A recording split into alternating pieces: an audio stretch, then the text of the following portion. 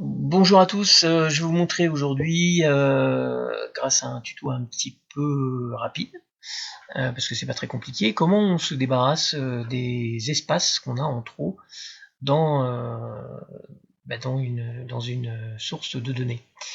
Il peut arriver, moi ça m'arrive régulièrement, qu'on récupère une table de données dans laquelle on a deux espaces qui sont venus loger au lieu d'un ou trois, ou enfin bref, souvent des erreurs de saisie.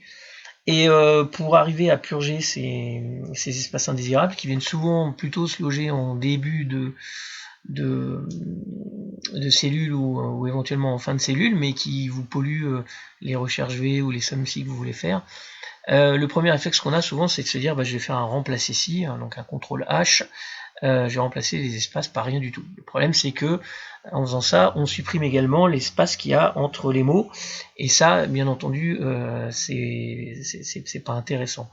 Donc pour ça, il y a une fonction qui s'appelle supprespace qui va justement supprimer l'ensemble des espaces qui se trouvent en trop entre les mots. Donc elle va laisser qu'un espace entre les mots et va supprimer le reste des espaces.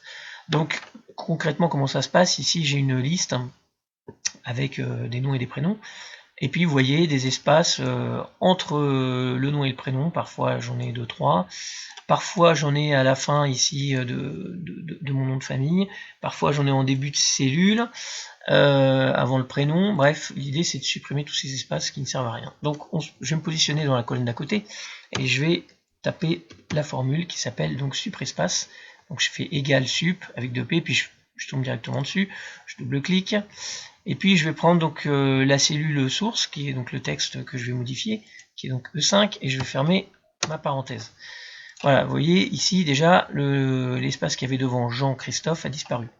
Je vais recopier ma formule jusqu'en bas, et on peut constater effectivement que sur la deuxième ligne là, en E6, Patrick Partout, qui était séparé de 2-3 espaces, se retrouve séparé d'un seul espace. C'est exactement le résultat que je voulais avoir. Alors là, comme j'ai une formule, je ne peux pas vérifier que sur mon Jean du Jardin, j'ai bien mes espaces après du Jardin qui ont disparu. Donc je vais faire un copier-coller valeur de mon résultat. Ici, coller valeur, donc j'ai plus les formules.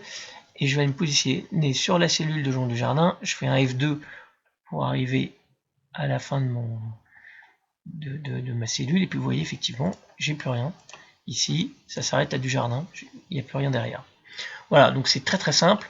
Je vais vous donner une autre petite astuce là, quand vous avez des noms et des prénoms. C'est une autre formule qui s'appelle nom propre. Donc ici, nom propre.